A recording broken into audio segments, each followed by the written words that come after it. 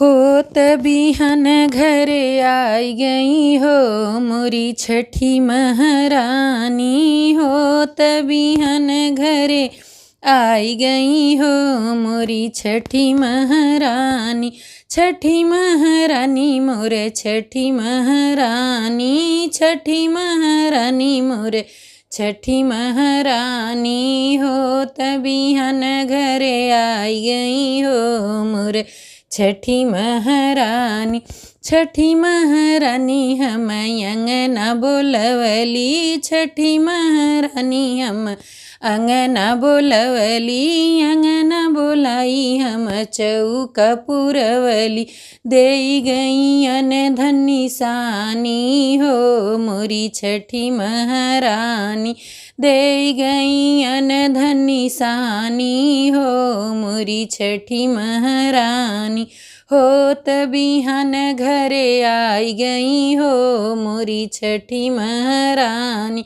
छठी महारानी हम चौके बैठवली। छठी महारानी हम चौके बैठवली। चौके बैठाई हम सेनुरा लगवली। चौके बैठाई हम सेनुरा लगवली। दे गई सोहगवा निशानी हो मोरी छठी महारानी। दे गई सोहगवा निशानी हो मोरी छठी महारानी।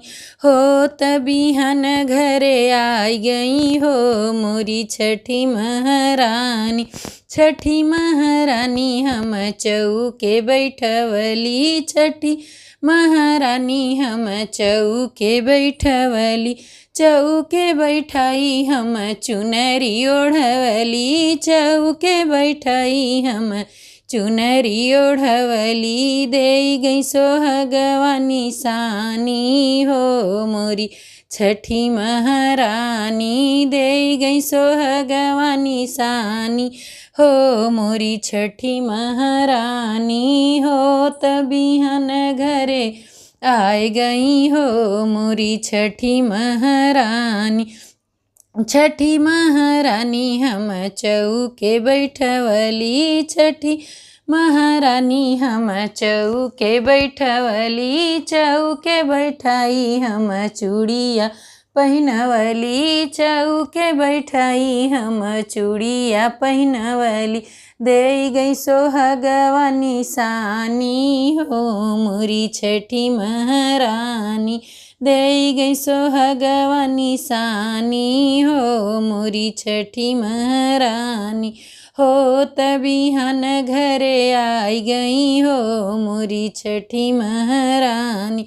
छठी महारानी हम चौके बैठवली। छठी महारानी हम चौके बैठवली। चौके बैठाई हम नरियर चढ़वली।